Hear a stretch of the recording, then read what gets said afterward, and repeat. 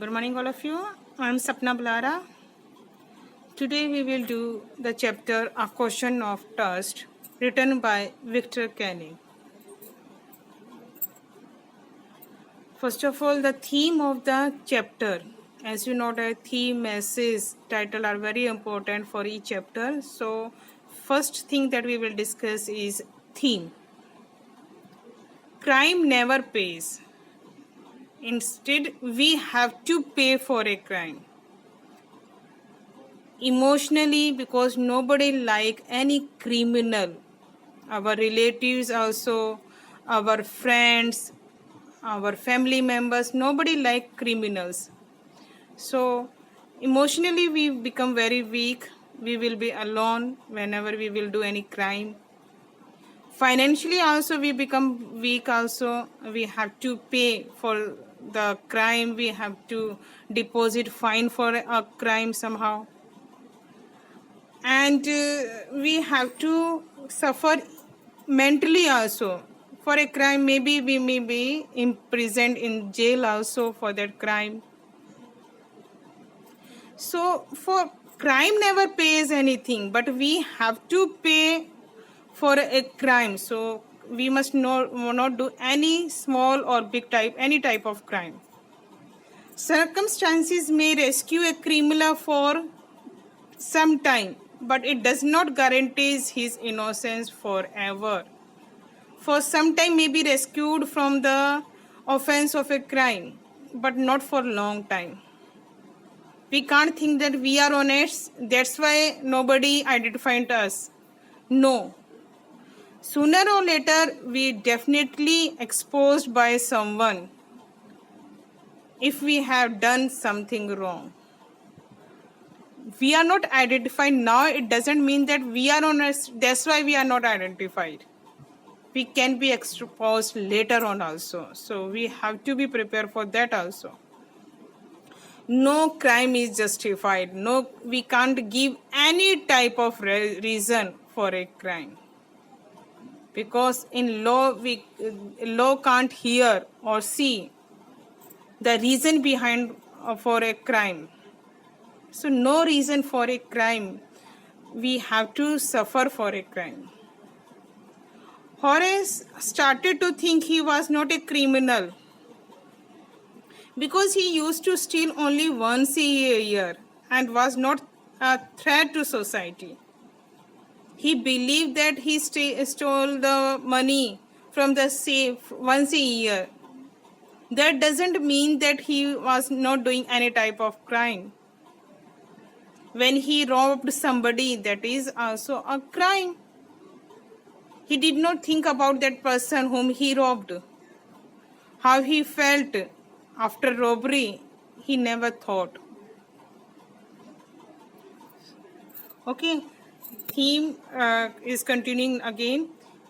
The next theme is he thought his crime was for a good cause. How it can be a good cause if he liked rare book or expensive books, and for those books if he robbed or burglary somebody, that doesn't mean that he was doing for a good cause. He could save money, then he bought the book also. He could work hard so that he could buy the books also. But stealing the money is not a good way to earn or to buy good books. This is not a good cause. He should have saved from his earnings rather stealing money from other people's save. He should earn the money, then he should go for buying the books. This is not the right way that he every year he steal money, then he go for the buying the books. He rightly got punishment at last. That was the right thing. Every criminal should be punished. The lady in red too is a criminal, and sooner or later she will also get caught. The lady before horse, it doesn't mean that she will also not exposed. Sooner or later she will be exposed by the police or by somebody else, and she will also get the punishment. Now the message: honor is a value of righteous, means honest person. Honor is very valuable, and honor should be a matter of prestige for the honest person only, not for the dishonest person. A thief cannot expect honor. Maybe the purpose of stealing can be any. A thief never deserve honor, whatever be the reason for him for stealing, but he does not deserve honor. Honor among thieves is figment, means creation, invention of imagination. He only imagined that everybody respect him, but in actually whenever the truth came in front of the people, nobody will give honor to him, nobody will respect him by fiction or cinema. You have also seen in movies also, a dishonest person got each and everything, he became rich also. But whenever the truth come in front of the people, nobody going to like him. Stealing is a crime, and every thief lacks the value that govern his civil society. If we are talking about a respectable society, then for that also stealing is a crime, and nobody will like us criminal. The story reinforces the message that there is no honor among thieves also. Not a single thief will respect another thief. He will also dislike another thief. When I'm talking about the characters, here the main character is Horst Denby. He was 50-year-old, healthy, but one senior in summer he had attacks of hay fever in summer. He was unmarried, good and respectable person, because nobody knew the truth about Horace.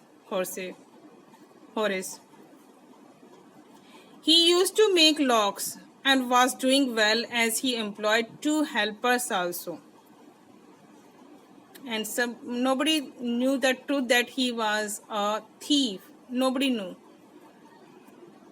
50 years ago, he had served his first and only sentence in a prison library, and he loved rare and expensive books. He fond of rare and expensive books. That's why once in a year he went to rob a safe, and he stole enough to last for 12 months. He secretly bought the books he loved through in an agent. He robbed once a year to secretly buy the books also.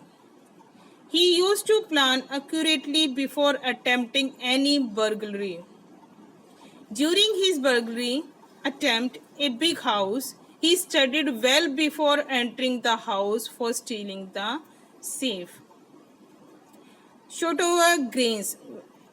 This is a house, there he went to burgle the target house to be robbed. And before went to the house, he did many planning for this. For 2 weeks, Horse had studied the house of Shotover Grange. He had to burgle this house. It had 15,000 pounds worth of jewels in the Grange safe. 15,000 pounds worth of jewels. He intended to buy 3 interesting books coming up for sale on the autumn. That's why he went to there. He had seen where the housekeeper hung the key. He had also studied the rooms, the electric wiring, paths, and the garden before theft. Now I have introduced the topic. Remaining chapter we will do in our next video. Thank you.